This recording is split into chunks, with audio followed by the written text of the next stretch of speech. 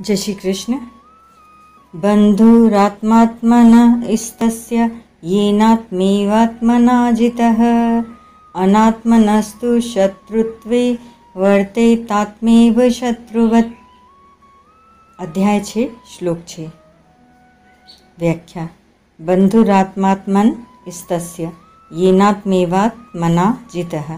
अपने में अपने सिवाय दूसरे की सत्ता है ही नहीं, अतः जिसने अपने में अपने सिवाय दूसरे शरीर, इंद्रिया, मन, बुद्धि आदि की किंचित मात्र भी आवश्यकता नहीं रखी है, अर्थात असत्य पदार्थों के आश्रय का सर्वथा त्याग करके जो अपने सम स्वरूप में स्थित हो गया है, उसने अपने आप को जीत लिया है। वह अपने आप में स्थित हो गया।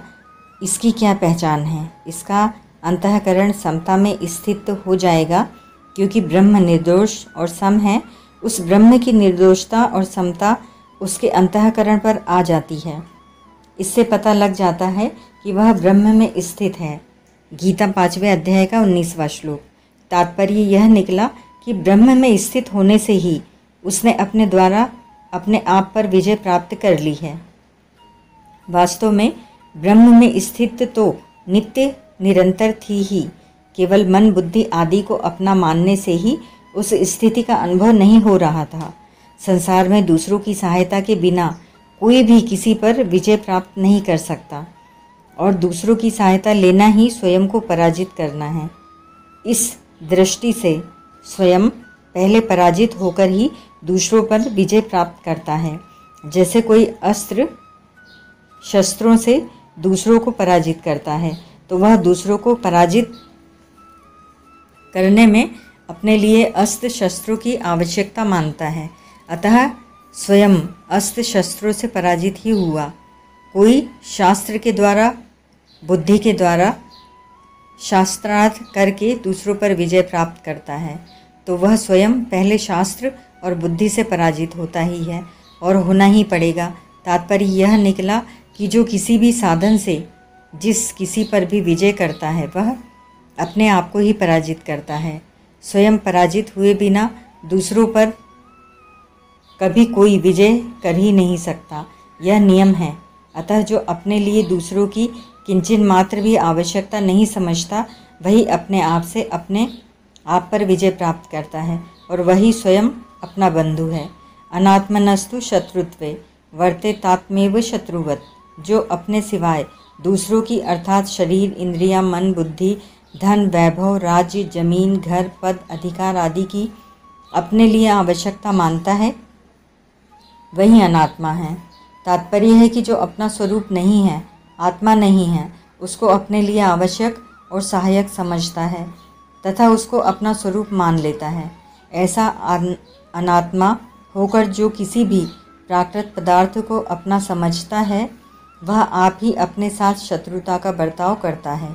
यद्यपि वह यही समझता है कि मन बुद्धि आदि को अपना मानकर मैंने उन पर अपना आधिपत्य कर लिया है, उन पर विजय प्राप्त कर ली है, तथापि वास्तव में उनको अपना मानने से वह खुद ही पराजित हुआ है। तात्पर्य यह निकला कि दूसरों से पराजित होकर अपनी विजय समझना ही अपने साथ शत्रुता का बर्ताव करना है। शत्रुत्व कहने में भाव यह है कि जो अपना नहीं है, उससे मैं और मेरापन का संबंध मानना अपने साथ शत्रुपने में मुख्य हेतु है। इससे यह सिद्ध हुआ कि स्वयं प्रकृतिजन्य पदार्थों के साथ अपना संबंध स्थापित कर लेता है। यहीं से शत्रुता शुरू हो जाती है। मनुष्य प्राकृत वस्तुओं पर जितना जितना अधिकार जमाता चला जाता है, उतना उतना वह अपने आप को पराधीन बनाता चला जाता है।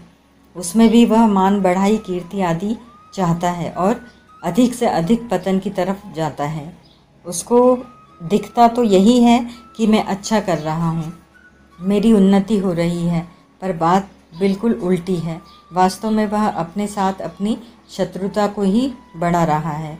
बड़े आश्चर्य की बात है कि जो मानव शरीर जड़ता का सर्वथा त्याग करके केवल चिन्मयता की प्राप्ति के लिए मिला है, उसको भूलकर वह वर्तमान में तथा मरने के बाद भी मूर्ति, चित्र आदि के रूप में अपना नाम रूप कायम रहे। इस तरह जड़ता को महत्व देकर उसको स्थिर रखना चाहता है। इस तरह चिन्मय होकर भी जड़ता की दास्ता में फंसकर वह अपने साथ महान शत्रुता का ही बर्ताव करता है। शत्रुवत कहने में भाव यह है कि शरीर, इंद्रिया, मन, बुद्धि आदि को अपनी समझकर वह अपने को उनका अधिपति मानता है, परंतु वास्तव में हो जाता है उनका दास। यद्यपि उसका बर्ताव अपनी दृष्टि से अपना अहित करने का नहीं होता, तथापि परिणाम में तो उसका अपना अहित ही होता है। इसीलिए भगवान ने कहा कि उसका बर्ताव अपने साथ शत्रुवत अर्थात शत्रुता की तरह होता है। तात्पर्य यह हुआ कि कोई भी मनुष्य अपनी दृष्टि से अपने साथ शत्रुता का बर्ताव नहीं करता, परंतु असत्य वस्तु का आश्रय लेकर मनुष्य अपने हित की दृष्टि से भी जो कुछ बर्ताव करता है वह बर्ताव वास्तव में अपने साथ शत्रु की तरह ही होता है, क्योंकि असत्य वस्तु का आश्रय परिणाम में जन्म मृत्यु रूप महान दुख देने वाला है। परिशिष्ट भाव, शरीर में मैं मेरापन न रहे तो आप ही अपना मित्र है, और शरीर को मैं मेरा माने तो आप ही अपने शत्रु की तरह हैं, अर्थात अनात्मा को सत्ता देने से उसका परिणाम शत्रु की तरह ही होगा। शत्रुवत, जो नुकसान शत्रु करता है वही नुकसान वह खुद अपना करता है। वास्तव में भोगी मनुष्य अपना जितना नुकसान करता है उतना शत्रु भी नहीं कर सकता।